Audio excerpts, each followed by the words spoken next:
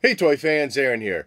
Today we're going to take a look at Poe Dameron's Boosted X-Wing. This is a Toys R Us exclusive, and let's head to that table and check this one out. And a look at the packaging, and this one does of course come in the Last Jedi line. You got the white banner on top with Poe, Rey, and Finn along the right side. You got some great artwork of the X-Wing flying out in space with the, what looks like is maybe the Dreadnought in the background there, along with some other TIE fighters and X-Wings. Get the little advertisement for the Force Link, and then of course you see the window packaging, you get your included Poe Dameron figure. Left side of the packaging carries the theme for the Force Link advertisement. And on the right side, you got a nice image of Poe Dameron in the flight outfit and a little action pose there. Flipping over to the back side, you see the toy out of the box with the included figure. You got a brief write-up about this X-Wing being fitted with a booster rocket. And you got a couple images here showing you that the wings open up and that it fires a projectile out. And a little advertisement for the Force Link starter set. Opening this thing up, you can see we do have some assembling to do. Nothing much, and it's the same as you had to do with the Force Awakens version. You just need to attach the nose cone, the 4 blasters, insert the projectile, and then you got 4 stickers that need to be attached. And now just a quick note on assembling these cannons onto the wings. You're not going to make a mistake here. Each of these are molded in a way that you're going to attach it to the wing so that these are going to end up on the bottom. And even here, the hole is bigger on one part of it than the other, and then it alternates on the other one. Same for the top ones.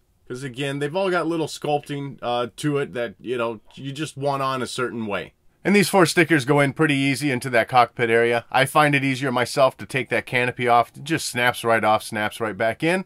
But that gives you room to work, especially if you got big hands like me. And now with the ship on the turntable, you can see it's all assembled. And it's still a cool looking vehicle. Overall, as far as the sculpting goes, the molding of the vehicle itself, not counting the booster rocket that's attached, this is the very same vehicle that we got for the Force Awakens line. But there are indeed some upgrades to this vehicle that may make you want to purchase this once again. First up, the overall tone of the vehicle is leaning more black than the previous release. It was a very washed out gray. Now we're getting a much deeper dark gray color here. Not quite black, but still much better looking. The orange colors painted on here are also much more of a vibrant orange than a very dull orange as on the previous Force Awakens version. As you can see, you get a lot of scuff marks and paint chips throughout the sides of the vehicle. You also get a little bit on the top. Everywhere where you get that orange and off-white coloring painting, you get some sort of scuff mark here and there. Same for on top of the wings, and then even on top of the engine, you get what looks like, like oil spilling out or something kind of painted along in there. Definitely looks more world-worn than the previous release that looked like it was a brand new ship off the assembly line. And then looking at that booster rocket on the back, nice sculpting and detailing to it. It does seem to be attached to this back plastic piece that's fit inside the body. All these little exhaust ports and stuff are just resting on the outer part of the body. Aside from the design and the coloring being molded in that silver color, nothing else special to it. With all the little wear and tear, scuff mark, oil painting that we're getting, I kind of wish something was thrown onto this piece just to give it a little bit more life to match the rest of the vehicle. The cannons out of the box are just much better.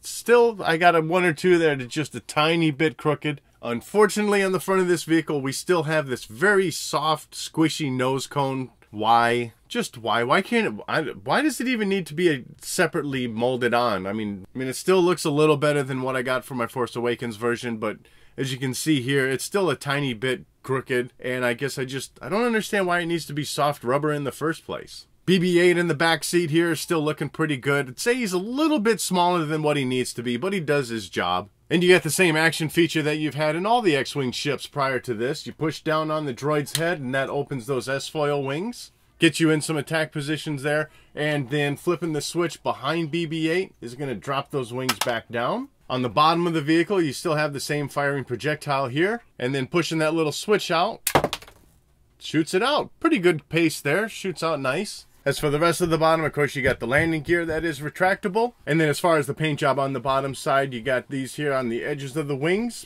Just a very small amount of kind of wear in that paint job. Not as drastic as the top side, but just a little bit is there.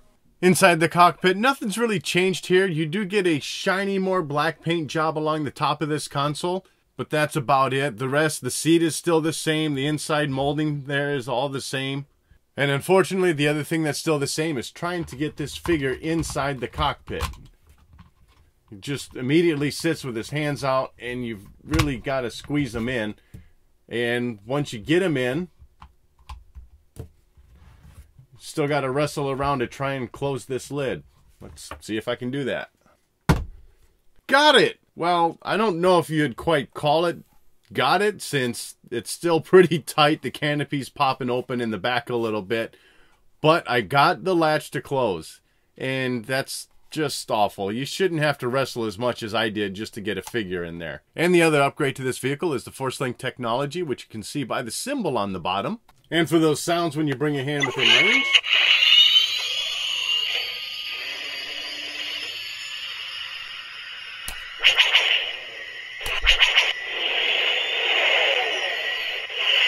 Tapping your wrist makes those noises there. Pushing the vehicle forward while wearing that bracelet.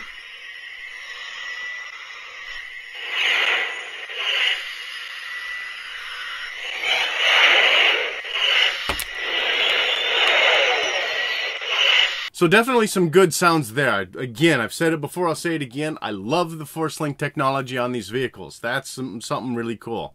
And now moving on to Poe Dameron, the included pilot figure. As far as the overall looks of the figure, it's pretty much the same release as we got with the Force Awakens version.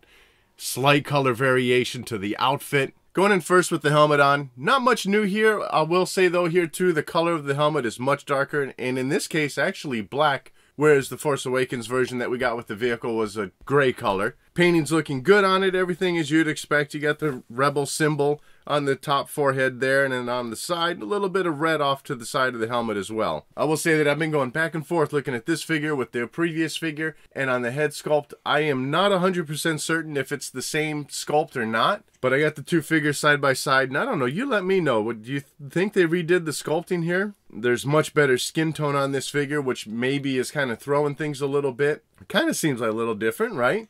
But anyways, eyebrows not painted well. They're almost halfway up his forehead. Mine's got a little gray something on the side of his nose. The hair sculpting seems the same, and in this case it's painted a little bit of a darker brown color. Not quite black, at least not under these lights. I don't think it's looking black. But otherwise, you know, no, this does not look like Poe Dameron or Oscar Isaac. The head sculpt that we got with the figure for the ski speeder is much better in my opinion. And I don't know why they couldn't have just used that head and slapped it on here. As far as the rest of the figure waist down, this is exactly the same sculpting as the Force Awakens version. Only difference is the flight suit is definitely more orange in this case, whereas what he came with on The Force Awakens was more on the red side. Now in this line of figures, we even got a single carded release of Poe Dameron in the flight suit. And while the head sculpting is the same between those two figures, again, flesh tone difference there for whatever reason. I gotta say, I feel like the flight suit sculpting was better on the single carded release than what we're getting here even. I will say the painting on this chest box here is pretty decent, surprisingly. You know, the colors are separated nicely with the darker colors holding their lines. The two little blue squares are kind of painted in quite nicely as well. So that's kind of surprising to see, really. Otherwise, throughout the rest of the flight suit, you got some textures kind of here and there. Nothing on the centerpiece where it's all smooth, but you do have some ribbing going down the sleeves, and then you can barely make out just a little bit of texturing here and there on the sides of the fabric. He's got a holster on the side of his belt, as he did with the previous release, that you can slide his weapon in there. Getting through the leg area, again, much of the same. You know, a little bit of overspray from those gray straps. Otherwise, nothing spectacular, just molded pant legs as you would expect. As for articulation, the head's on a ball joint, so you get plenty of forward and back, and a little bit of side to side, and then some swiveling in there. At the arms, of course, you get your swivel up and down. And then at the leg area, of course, both legs do come out, and then you get them both going back. And since it's your standard release, that's all the articulation you're going to get. And for accessories, aside from that removable helmet, he does have a blaster. Nothing really special to it. You do get a little bit of sculpting just to help give it some dimension, but otherwise it's just a single piece of gray molded plastic. Now it does fit in his hand, but for some reason it still points down towards the ground, so that's a little weird looking. And then as I mentioned earlier, he has a holster, so you can slide that right in there, no problem. And as far as the Force Link sounds on this figure, come on, BB-8, hurry! All teams, I'm going in. And sliding the figure forward will get you these blaster sounds and some additional lines. Stay sharp. Give it everything you got. So the Force Link sounds are good for this figure, but I gotta say I'm surprised that all the lines are from The Force Awakens. There's nothing from The Last Jedi in there that I'm noticing. So overall, it is a good looking set. As for the vehicle, definitely a good upgrade from the previous release. I like the wear and tear, the world-worn use to it. I like that it's got a darker gray body to it now instead of that washed out gray. The figure, Still a disappointment. Considering we've got a decent release of Poe Dameron out there with the ski speeder, I wish they would have done that head sculpt with this figure just to help it out. And with the addition of the Force Link technology, getting the sounds out of the vehicle and the figure is a nice thing. But I gotta say, for 50 bucks, I wish they would have thrown in some lights on it. Maybe at least on the booster rocket or something, just to help add a little more value. Overall, like I said, it is a decent upgrade, and one I think that's worth adding to the collection. It's just down to you deciding whether it's worth 50 bucks. On the bright side, you know, it's 2 years later, and that Force Awakens X-Wing is still sitting on the shelves at Toys R Us. So chances are, you know, obviously there's going to be lots of sales going on. Mine I got for Christmas, so lucky me, I didn't have to spend money on it. You don't need to rush out and buy this. You can wait for the sales to come, and that'll help get your purchase done. But with that said, I'd love to know your thoughts on this figure and vehicle in the comment section below. And as always, thanks for watching.